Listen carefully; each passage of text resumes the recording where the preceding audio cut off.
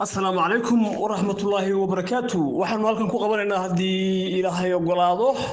heesihii geelay sida taxanaha uga bixi jiray golaha aboonada afka iyo dhaqanka shanta Soomaaliya magacooda loo soo gaabiyo gaadhshansa iyadoo aboonada golaha gaadhshansa ay ururin ballaaran iyo halgan iyo dadaal heer caalami ah ay ugu jiraan ururinta afka dhaqanka suugaanta hidaha iyo taariikhda Soomaaliyeed waxaanu halkan idinku soo gudbinaynaa qaybtii koowaad ee xarafka dha heesaha geela qaybaha dambena insha Allah waan la soo socodsiin doonaa waayahay heesta koowaad wuxuu yiri bismillaahir rahmaanir rahiim dheehoy dhowr wiil oo dhurwaaya oo nin wada dhalay oo isdheer leeg dhayladeedii iyo dhay ku kurisay heesta labaadna wuxuu yiri duuban weligeed duntii afkiyo meel dhiman bay dhaaminaysaa anna dhabarkiyo meel dhexda baan dhaawac ka aho dhowranaya heesta saddexaadna wuxuu yiri dhaaminteedii iyo dharginteeda dhuubna loo dhalay oo na dhabar tiray waayahay heesta afraadna wuxuu yiri kuwii dhaantada ka dhex tumi jiray ma dhinteen oo miyay dhuunteen ma dhulka laqay heesta shanaadna wuxuu yiri allow dhabiyay qaalma dhaadheer oo dharkayn leeg qaalma dhaadheer oo dharkayn leeg oo dhaloonti waa quruxda geela ka dhasheen oo ka dhex muuqdeen waayahay heesta lixaadna wuxuu yiri dhuubay dhanihii dhuubay ووالي دوبي دانيه ووالي دانانا جيري ووالي دولاكاني مالي ووالي واسدو يحي هستا تدوادنا وحيري دحك اللي عيادا عندرقين اقون محال لو دالي لو قد برشبي ويهي هستا سديدادنا وحيري adoo dhalay iyo adoo dhaqaya dheehoy labadaba day laga meel oo laga dharig waayay heesta sagaalaadna wuxuu yiri ninkii dhuunto markuu dhalay yimi kaasi dhimayo dhuun raac noqoy dhuun raac waayahay tobankana wuxuu yiri ragna dhuunu kuugu dhaadhacay ragna dhalashu ku dhaxmaray oo kuugu dhiidhiyay waayahay 11kana wuxuu yiri dhuubateeyay dhawaaqaan nabad oo dhaxda kurs oo dhashaa nirig waayahay 12kana wuxuu yiri dimbil dhabanada dhibca roob iyo biyo dhigatoy 13kana wuxuu yiri dhawradoo timi dhawrsan mayne dhawradoo timi dhawrsan mayno dharka dhiganaye tiina dhugatay dhaayaha dhace oo waxba dhal yaana la soo eegin buleeyahay dharkii baan u dhigan oo geli baan u rabinaynaa ma fahmaysaa waayahay oo 14kana wuxuu yiri duubnidayda iyo dhafoorada godan dhiignin qabay dhaawac laymood waa si dhalankay 15kana wuxuu yiri kaaga dhaadheer ee dhaxyarida leh kuma dhalanine dhac la humiyiyo dib baa lagu helay waayahay 16kana wuxuu yiri dhuuban dhabiyay wiilal dhaadheer oo dharkayn leeg yay badhaarane ku dhasheen oo ka dhex muuqdeen 17kana wuxuu yiri cirku dhaystii soo dhaweeyo dhool dhooli dheeho dhaystii soo dhaweeyso ka dhab weeyaan anna dhididkii dhafoorada tagay waa dhandhamiyo ii dhanaana 18kana wuxuu yiri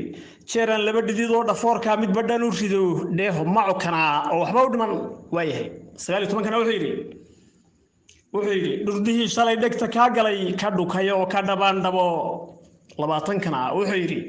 markay dharegtaan dhuumatada iyo dhig heli jiray 20kana wuxuu yiri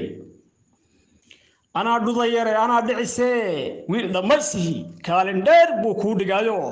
kaga dhibax waayahay 22kana wuxuu yiri dhimbilbilisay wiil dhalada intay dhaarteen dhuuxa webigiyo dhanaan ugu tagay oo ka soo dhuray waayahay 23kana wuxuu yiri dhexyar dheehoy dumbiyaha gali oo ka dhugucsi oo durnaba dharag waayahay 24kana wuxuu yiri shala dhabiyay wabalay shala dhabanada wabalay dhul cosobayo wabalay dhayn laga degay wabalay oo madhadanid wabalay oo madhagorsamid 25kana wuxuu yiri dhawratoy dhabi dhowr halaad iyo dhowr rataa dhalay oo aan kala dhicin 26kana wuxuu yiri dababacadii dhulku rays yahay dhig badhaban saar oo ku dhaxan tiray waayahay 27 kana wuxuu yidhi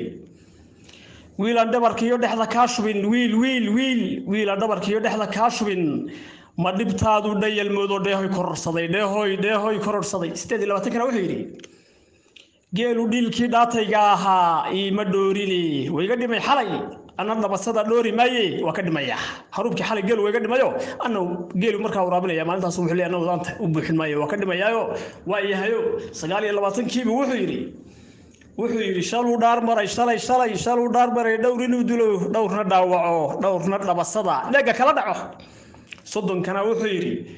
usha dheegiyo usha dhinacyada anaa kugu dhigay adaa say dhibay waan se kaadhay waa yahayo 31 kana wuxuu yidhi dhallinyaradiiyo kayn dhaloo leba dhowratooy dhabi 32dana wuxuu yidhi awrku dhabidii dheega mariyo dhoosha kacisii dheeho reereygii ka dhex saariyo dhufaanada eri waa yahayo 33 kana wuxuu yidhi dhergi maysidee dhiigayga cabow dheehoy ololkiyo dhalashada dex 34 kana wuxuu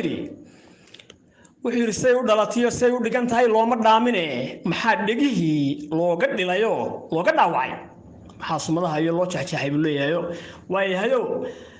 amarka ilaahay 35 kiina wuxuu yidhi bal dhandhami dhuguc dadkan kuu dhigay ceela dhafiyo dhanaan inuu yahay waa yahayo 36 wuxuu yidhi haruub dhuundheer oo dhulka u dhoweeyo ha dhimin waa yahayo 37 wuxuu yidhi hadduu dhowr sano dhaadanaado dhuyuc meel iyo dharuuraha jiro dhanfaruurtiyo dhameelwa kow waa yahayo 38 wuxuu yidhi dhuumahaa sare oo dhalaaga leh oo dhuyuca badan oo dhashuu taal may dhurdeeyay bal ilaahay amarkiisa 39 kiina wuxuu yidhi hadday dharagtiyo hadday dhalataba dhababacawaal 40 kana wuxuu yidhi wax ku dhalan rogaa aan dhalma ahayn waa durdiyo dhug weyne kaa dhowr amiin 41dana wuxuu yidhi wabaley may dhex weyney wabaley wiil dhex maaxa wabaley waa dhigtaayo wabaley waa dhargoogyahay waa 41 heesadoo qaybtii koowaad ee xarafka dha ah